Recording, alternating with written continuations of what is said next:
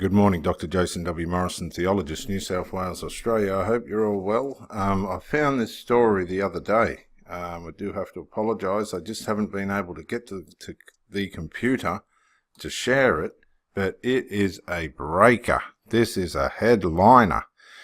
Mr. Prim and Proper Watchtower Society? I don't think so.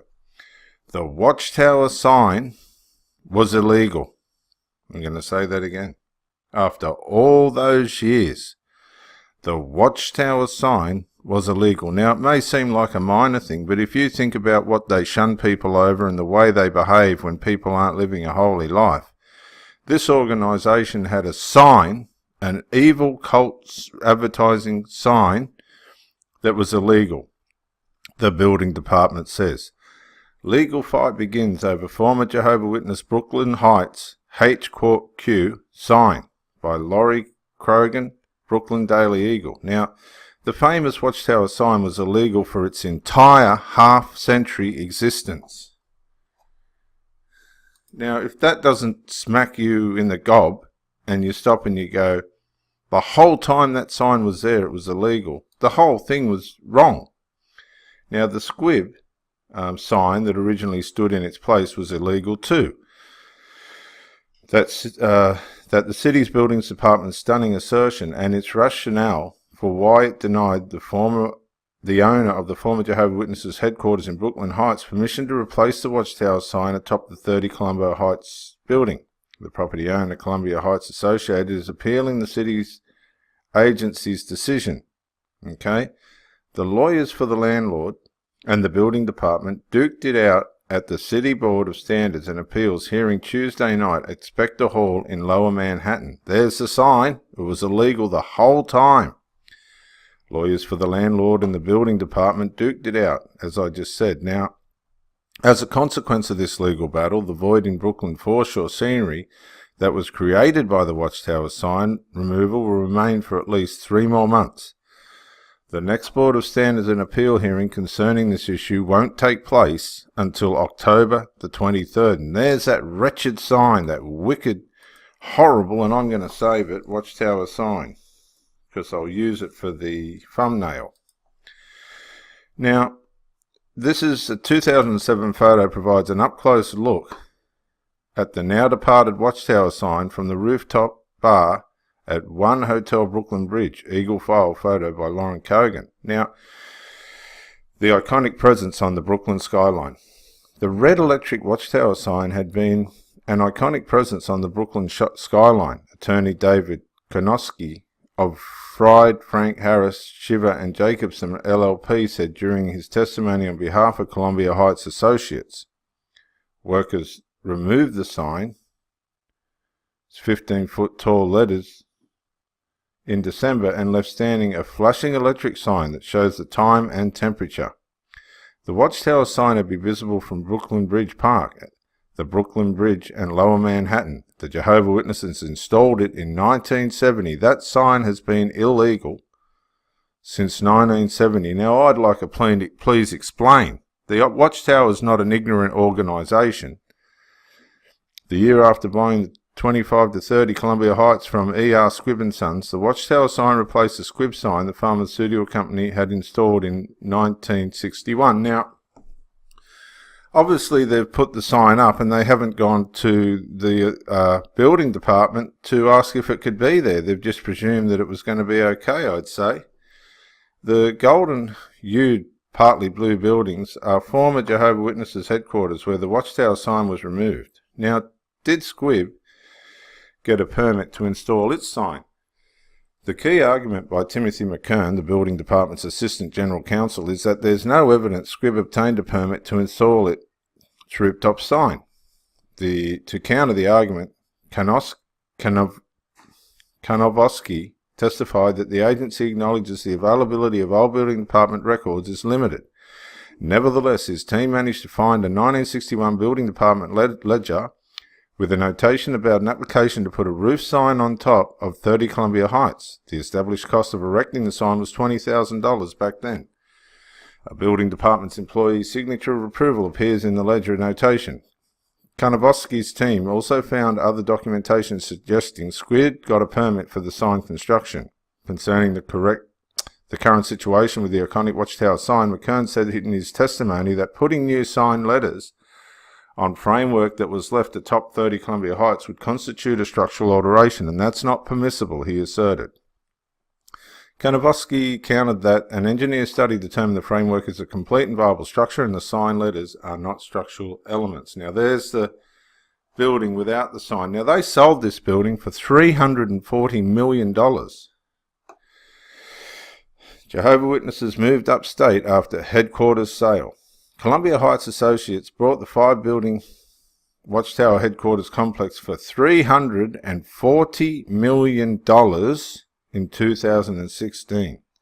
The Jehovah Witnesses sold 25 to 30 Columbia Heights because they relocated their world headquarters to upstate Warwick, New York. Columbia Heights Associates is redeveloping the property, which is across the street from Brooklyn Bridge Park, into an office and retail complex called Panorama. Columbia Heights Associates is a joint venture made up of CIM Group and LVI-WRK Holdings. Kushner Koss initially was part of the venture but sold its stake in the property to CIM Group this year. And Jared Kushner headed Kushner Koss until he stepped aside to serve as senior advisor to his father-in-law, President Donald Trump. Now here's another thing we might just have a quick look at, seeing as we're on it. This is from the Brooklyn Daily. Tuesday hearing about replacing the Watchtower sign on the former Jehovah Witnesses headquarters. And I think that's based on the same story. We'll go back to the news. I punch in Jehovah Witnesses. I just got to come back a little bit to get my searcher. Whoops, what's happened there? We don't want that, do we? Oh gosh, what's this? Will it sign us in, viewers? Yeah. Okay, so we do our search. We go to recent news. Bad sign for owners of the Brooklyn framed Watchtower building. Now this come in 15 minutes ago, viewers. Let's just have a look. Sorry I'm so late on this story. I couldn't get to the computer. I had more important things to do. What's happened here? Can we get rid of that? Oh gosh, it's not going to let us, is it? It's not going to let us. How are we going to beat that? We'll take that off. Is this the... Yeah, well, here we go. A bad sign for owners of the Brooklyn's frame Watchtower building. Now, this come in 15 minutes ago. And the frame sign was installed illegally. Now, there's another picture of it. Look at the view from that building. Oh, gosh. Wow. And that's all they're going to give us on this story because I'm not a member, but there it is. What a view. Can you imagine that view? We'll go back to the news. We'll see what else we can find. The Jehovah Witnesses Convention asked participants to see Valiente, the Spanish Convention of Jehovah's Witnesses. Let's read this. What's that mean? Oh, viewers, there's always something going on with this organisation. Now, this come in 10 hours ago. There's a view live. That's obviously the scenes at the Jehovah Witness Convention. Few empty seats there. I wouldn't say it's at capacity. The Spanish Convention of the Jehovah Witnesses was held this past weekend at Northern Illinois University Convocation Center. On this week's Friday forum, WNIJS's Jenna Dooley talks with Angela Martinez, one of the organisers of the gathering. This year the theme was Say Valente, which means be brave or be courageous. And what's this here? According to the Pew Research Center, Jehovah's Witnesses are among the most racially and ethnically diverse religious groups in the United States. 36% are white, and 32% are Hispanic. About 2/3 of current adult Jehovah's Witnesses are converts, many raised in another faith. And according to the study, that's not true. Most of the Jehovah's Witnesses are now do born not in. commonly advocate for their traditionally conservative beliefs in the political sphere. The denomination teaches that members should remain politically neutral. Well, that's in Spanish, I'm Assemblies sorry. like this have biblical beginnings. In the book of Deuteronomy, it says males should gather 3 times a year before the Lord thy God in Just the remember, place where he these shall people aren't choose. Jewish. Nowadays, that includes well-dressed families who watch speakers and videos around a common theme. Sea valiente, that means be courageous. And that is a proper title for a convention this year, as we're all facing many challenges in school, at work, family, just in life in general. One of the films this year highlighted the story of Jonah. Papá dice que eres profeta. Papa says you Era are a profeta. prophet. I was a prophet. Trate de escapar de Jehová. Well, anyone who has the chance to read the account of Jonah does not think here we about are, it's in writing as well. courage right away. We think more about someone who ran away from an assignment. The story of Jonah, a story of courage and hope, it shows us that Jonah was not any different than any of us. He was a human being, and he was afraid at some point. However, he relied in Jehovah God, the true God, and he made the right decisions, not only at that time, but the fact that his name is in the Bible is an example for us, shows that he really had the favor of God. And that's what we, all Jehovah's Witnesses, we're looking for, to follow the practical advice that we find in the Bible. From what I understand, it's an annual gathering? That is correct. For the past 4 years, the Spanish congregations of the area have gathered here in the call at the NIU Convocation Center. But there's been other conventions in the years past in English as well. We have been working on this for many months, and in the past 3 weeks, all the local congregations in this area, and as far as Cedar Rapids, Iowa, and up north, Green Bay, Wisconsin, we had a campaign of inviting our community to join us for this convention. Do you see that there is growth being seen among the Hispanic community Listen. in the faith? Most definitely. If you take a No. look around inside, you can No. see that there are many people that are here for the first Lots time. of empty We seats, noticed viewers. that the lines of communication seem to be fading away in family. Well, today we have the opportunity to sit down together as family, as Well, that's a presumption. The line of communication, as far as I'm concerned, is what families make it.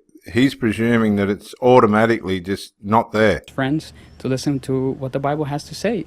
And not only that, but also to listen to other things. One of the struggles that I think a lot of faith groups are going through now is reaching out to millennials. That is a fact. When we think about the Bible, we think about a thick book with no pictures, and sometimes people just don't have time for that. Others might think that it's an old book. It's history, something that I might look at when I go to the place where I gather to worship, and nothing else. Jehovah's Witnesses, we're known for our preaching work door to door, and we have a Bible, we have our publications, but we also have a website, and it has been a tremendous success all around the world.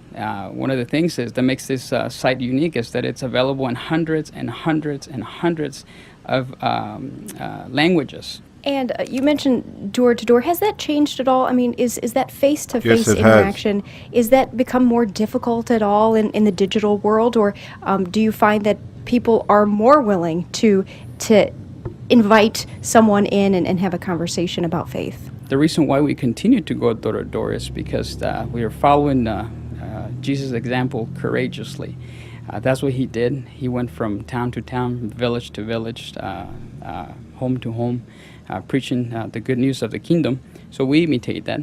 And although we have our website available, we have publications available, nothing beats the opportunity to be welcome to someone's house who has questions about the Bible, the Bible has answers Questions for that them. they We can sit usually down in the can't living answer room, unless the talk person's about vulnerable. these things, and share with them what the Bible has to offer to help us to face our daily life and challenges courageously. As you mentioned, the door-to-door is done domestically.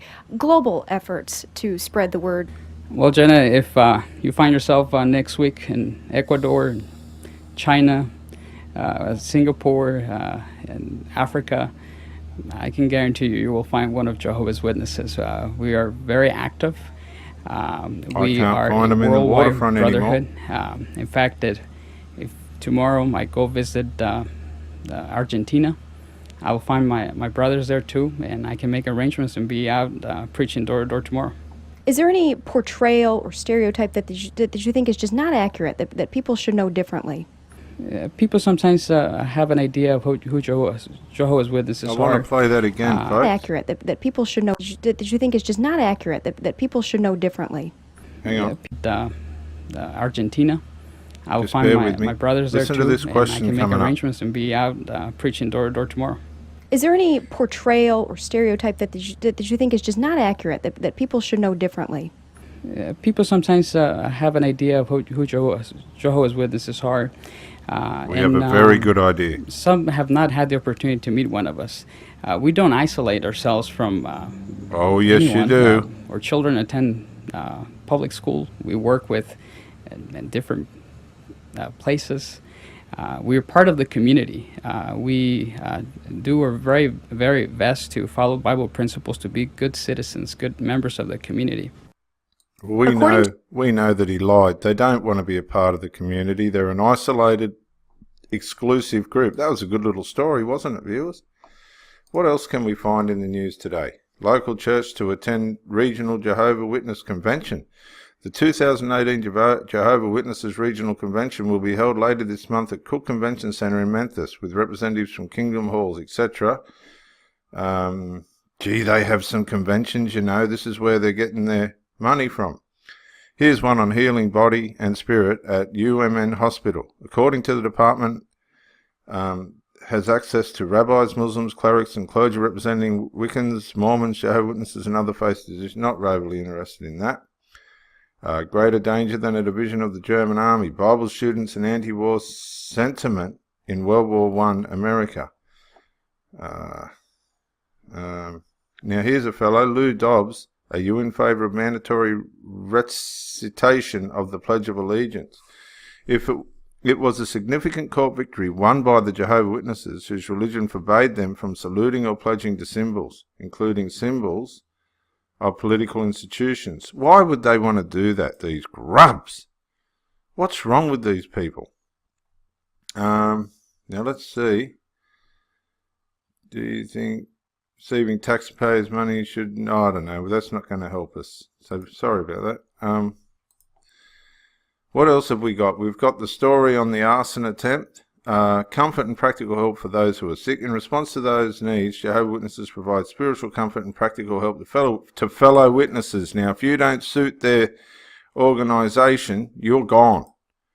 Now, the comfort and support in hospitals, which this is what this is talking about, won't work too well if you need a blood transfusion. Yeah, Dr. Jason Morrison, theologist again. I just want to say thank you for watching the videos, and I hope you got plenty of self-rediscovery and freedom out of it. If you watched it on YouTube, please share or like, maybe even comment. If you watched it on Facebook, like, comment, share. But most of all, get out and live. This isn't a rehearsal. You've got a one-off life. Don't let your loyalty and your faithfulness blind you to the life that you should be experiencing. Till the next video, thank you for watching, and bye for now. Fire logs, like Presto type starter logs, have been set up against the building and lit on fire. Further investigation, once our folks got here in the fire department, we found that This guy's definitely got grievances. These people are not relenting. Kind of suspicious. So this time we've called The person doing this has some WSP, very bomb serious squad, grievances along with the with Jehovah's Witness ATF, organisation. who's working on a task force with us. So we are working with our local partners to try to find out who's responsible for this. Okay, I'll just pause. Let's just see what other news we've got. We've got, Dear Tim, you really need to do more. Okay, these legalese will be careful what data you capture and how you use it. Even Jehovah's Witnesses, once headquartered here in Brooklyn in the EU, have to ask permission to take down information. We know about that. Grieving orca still swimming with her dead calf in Northwest. Authorities are investigating an attempted arson and suspicious device left at a place of worship for the Jehovah's Witnesses in Yelm, the latest in a series of Olympian attacks, the Olympian reports, deputies were, so on and so forth. Dictionary of False Terms. What's this one? The Dictionary of False Terms is designed to help you see how groups like Mormons, the Jehovah Witnesses, and Christian Scientists, etc. define theological words by knowing their definition. Wow, look at this. This might be interesting. Just quickly while I've got the time. And it goes on, doesn't it? Not sure all about that. And if we go back to, what have we got here? We've got police investigating another attack on a worship hall. Let's just see. This is from the Olympian. I think we've already covered this one. Yeah, we have. Just getting you up to date, viewers. Just getting you up to date. Hang on, I got a little glitch here. There we go. Bomb squad responding to suspicious device at Yom Kingdom Hall. Now that's the building that got the 30 gunshots put into it. What else we got? Brooklyn's iconic watchtower sign won't be replaced because it was illegal. Oh yeah. Okay, so what have we got? Jehovah's Witnesses in Russia are fleeing to Finland to escape persecution. We know that, but Finland's looking into this. And the apostasy review, there it is there. Some like it hot, they're crazy. It's so hot, people are setting their houses on fire so they can cool off. It's so hot, Jehovah's Witnesses are telemarketing. It's, oh goodness gracious. And I think that covers it for now, viewers. I think what's this? I've never been to church or heard of Jesus. As I was setting up, a lady approached and began to fire questions at me, and she spoke. It became clear that she was part of the Jehovah's Witnesses, and she wasn't happy that we were out spreading. Let's have a look. Oh gosh, this has been a good report this morning. Oh, look. Okay. This weekend I had the privilege of travelling with Answers in Genesis, Australia and New Zealand up to Gladstone to work with Faith Baptist Church and outreach, and also to speak of the Lord's Day service. This is an Aussie thing. Beautiful place, Gladstone. The outreach was just south of Gladstone at the BMA markets. When I arrived, we set up our Answers mission table and began to hand out tracts and talk to people. As I was setting up, a lady approached me and began to fire questions at me, and as she spoke, it became clear that she was part of the Jehovah's Witnesses and she wasn't happy that we were out spreading the message of the Bible. Oh gosh. This lady told me that she had been a Jehovah's Witness for 12 years, but before that she was a Baptist. She left the Baptist church because the questions were never answered. I don't believe that to be true. The Baptists are very thorough in their theology and very, very, very strict on getting it right. I replied by answering that churches need to be able to answer questions as the Bible commands in 1 Peter, which says, but in your, and so on, you can see it there. I then asked, what was the biggest question you had? The question that had stumped this lady was the question of God's name. The JWs told her it was Jehovah and that everyone else was wrong. And when she told me this, I answered by telling her that Moses had a similar question to hers in Exodus, where he asked the Lord, and the Lord said, I am who I am, remember? A question that God answered by saying, I am who I am. The lady agreed with what I said, so I quickly followed up by saying, did you know that the name is used again in the New Testament in John 8:58, where it says, Jesus said to them, truly, truly, I say to you, before Abraham was, I am. And the lady looked stunned. She answered rather rapidly by saying, that can't be Jesus. Jesus isn't God. I offered her one of our booklets, 10 biblical reasons Jesus is God, but she declined, saying, I won't read that. Jesus is not God. I then asked her if she would look at a Bible verse with me, and when she agreed, I turned to Hebrews 1:8. But the Son, he says, your throne, O God. Now this is to the Son. Your throne, O God, is forever and ever, a scepter of righteousness, and is the scepter of your kingdom. So the Lord's addressing his Son as God himself. As this, here we go, as this lady yelled, you are trying to confuse me. Jesus isn't God. With that, she stormed off. Sadly, the JW cult has their talons in her and has blinded her to the truth. May the Lord Jesus be upon her blind eyes. The commotion seemed to have attracted some attention as 2 teenage boys stopped to talk. One of them said he goes to church and loved what we were doing. The other said he was thinking about attending church. I chatted with these young men and soon discovered that they believed they had to be good in order for God to save them. Well, that's the majority that think that. We chatted about the gospel and how Christ came to save all those who repent and trust in him. At this point, one of the teenagers said, "I really wish Mum and Dad could hear this. What can I give them?" We were able to give both of these men, a copy of the Gospel of John and also some literature. They were very thankful as they went their way. By now we had a steady stream of people coming up to the table to take Bibles and literature. We also had team members walking around handing out tracts, which were very readily received. I was later told that over the course of 2 hours the team distributed hundreds of gospel tracts and had many gospel conversions. There's the group there. No Watchtower publications there. I set up the flip chart near the table and used that to engage in conversation. Sometimes we had 2 or 3 people to stop and talk. Then at other times we had a crowd of 13 teenagers who crammed all around the flip chart to listen to the gospel presentation. Well, look at that, eh? No watch. Now this is good because it's preventing the Watchtower getting their clutches on these people. Toward the end of the day, I noticed a young lady browsing all the material on her table. I spoke with her and she told me I had never been to church and I had never heard of Jesus. Who is he? Here was a young lady who has lived her whole life in Australia, but has never heard about the God who made her, loves her, and is prepared to rescue her from her sin. This shows what our Western countries are in desperate need of, missionaries. I chatted with this young lady, and she took a big pile of our free literature. Please pray that the Lord will save her, and we do. We join you in prayer for that. Now, where are we headed here? It was a joy to conclude our time in Gladstone by preaching on the relevancy of Genesis and the state of the culture at the Faith Baptist Church. There was a unique number of people who attended, with many visitors coming along. Well, there's inside a Baptist church.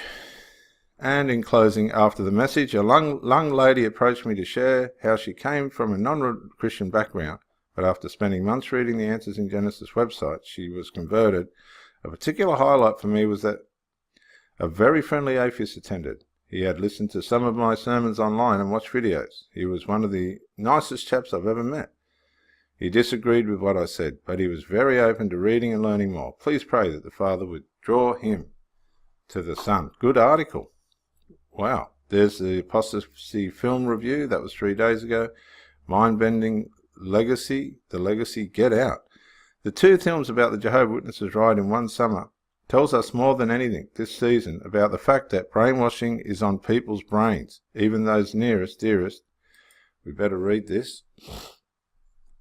Oh, excuse me for sniffling. Where is this story? Hang on. Oh dear. Can't find it. We better abandon that. We haven't got time for that. We'll come out of that. We'll come out of that and we'll get back here.